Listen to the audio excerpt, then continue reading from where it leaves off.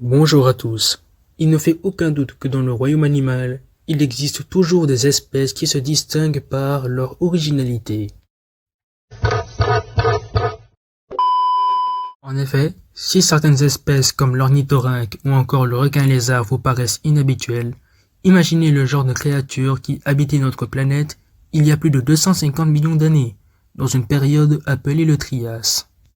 Le Trias est une période qui a vu l'apparition d'animaux aussi bizarres et extravagants les uns que les autres, et j'en ai regroupé quelques-unes dans cette vidéo. Et préparez-vous bien à voir des animaux qui, croyez-le ou non, ont peut-être bel et bien existé. Sans plus attendre, c'est parti.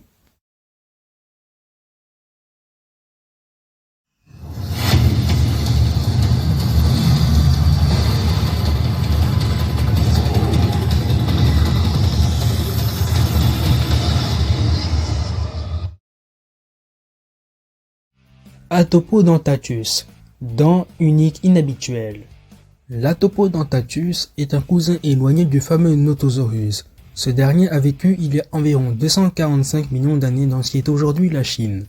L'Atopodentatus mesurait environ 3 mètres de long. Il avait un corps allongé, une longue queue et des pattes robustes, probablement palmées, ce qui indique qu'il avait un mode de vie semi-aquatique, étant bien à l'aise dans l'eau et sur la terre ferme.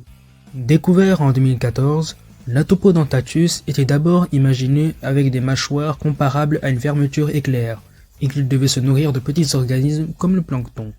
Mais en 2016, un crâne bien mieux conservé suggère qu'il avait des mâchoires plates un peu comme une pelle, et qu'elles étaient armées de deux types de dents. Sur les bords de ces mâchoires, les dents étaient en forme de ciseaux, mais le reste était plutôt en forme d'aiguille, une dentition pour le moins inhabituelle, mais suffisante pour aller chercher les plantes aquatiques sur le fond marin, ce qui ferait donc de l'Atopodentatus l'un des plus anciens reptiles marins herbivores. Shringasaurus, le lézard à cornes. Le Shringasaurus appartient à un groupe appelé Allocotosaures, des reptiles quadrupèdes ayant vécu du début du Trias à sa fin. Mais le Shringasaurus est considéré comme l'un des plus grands représentants de sa famille, avec une longueur d'environ 4 mètres. Le Shringasaurus a vécu en Inde il y a 245 millions d'années. Cet herbivore avait un corps massif, un cou assez long qui se terminait par une tête rectangulaire. Mais la principale caractéristique du Shringasaurus était sans doute les deux grandes cornes épaisses et courbées au niveau de son crâne. Elles évoquaient beaucoup celles du Carnotaurus, mais beaucoup les comparent plutôt à celles des cératopsiens. L'utilité de ces cornes n'est pas certaine, mais les mâles les utilisaient sans doute pour se départager dans des combats en période de reproduction. Le Placerias, le corps large.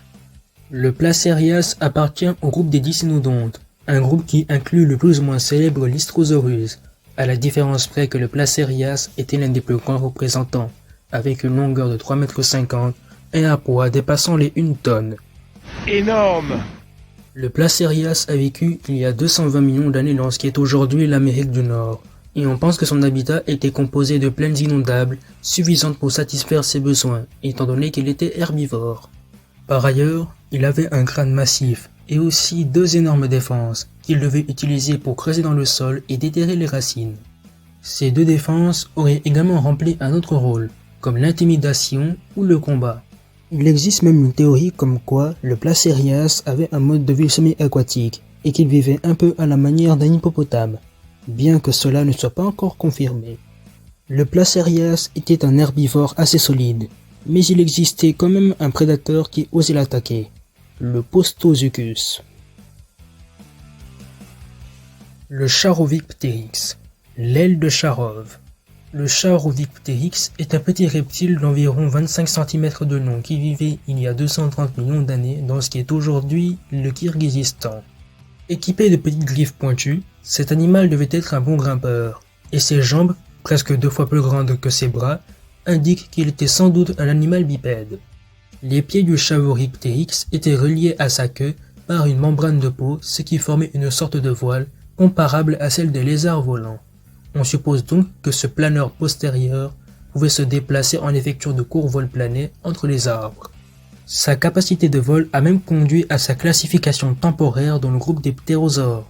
Mais finalement, il a été classé dans un autre groupe de reptiles, appelé les Prolacertiformes.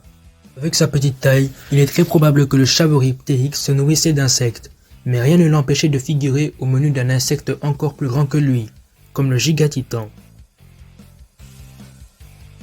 Les phytosaures, lézards végétales. Les phytosaures forment un groupe de reptiles semi-aquatiques ayant vécu vers la fin du Trias en Amérique du Nord, en Asie, en Europe, en Afrique et à Madagascar. Les phytosaures ressemblent beaucoup en apparence aux crocodiliens d'aujourd'hui. D'ailleurs, depuis 2016, ils sont considérés comme des anciens cousins éloignés de ces derniers, bien que leur liaison ne soit pas encore certaine. Néanmoins, les phytosaures remplissaient sans doute la même niche écologique que les crocodiliens, avec leur corps massif et leur très longue queue, leur permettant de dominer les rivières. Les phytosaures présentaient néanmoins des différences avec les crocodiliens, notamment des narines positionnées au niveau d'une excroissance située au-dessus de leur crâne, leur permettant ainsi de respirer tout en étant dissimulés sous la surface de l'eau. Certains phytosaures, comme le Mystriosuchus, avaient des mâchoires longues et étroites, garnies de nombreuses dents de forme conique, conçues pour saisir des poissons, comme le font les gaviales. D'autres représentants, comme le Smilurusicus de 7 mètres de long, avaient des mâchoires larges et puissantes, garnies de nombreuses dents en forme de lame, conçues pour attraper des animaux qui venaient boire, un peu à la manière des crocodiles et des alligators. Cette petite liste n'est qu'une partie de toutes les créatures aussi fascinantes et bizarres qui ont vécu durant le Trias et dans le passé. Les animaux sont tous aussi surprenants les uns que les autres, et si un animal a une apparence assez inhabituelle, c'est à cause de l'endroit et de la façon dont il doit vivre.